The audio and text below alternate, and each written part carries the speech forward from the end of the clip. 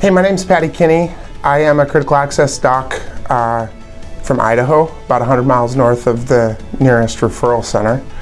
I came across country to Gulfcoast because we have ultrasound, we use ultrasound, but I knew that there was a lot to learn that could benefit my practice in a place that only has an ultrasound tech 9 to 4, Monday through Friday.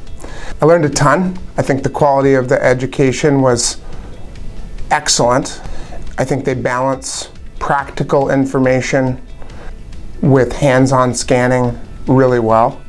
I think their speakers are expert both in ultrasound and in clinical medicine, and some of them have been leaders in the field of bedside ultrasonography since its advent.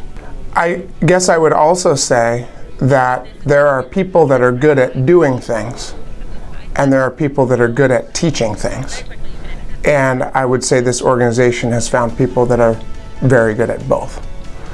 If I take 20% back of what I learned and put it into practice, then that's going to be an incredible win and a significant expansion in services and the way that I practice medicine. So thanks a bunch, Gulfcoast.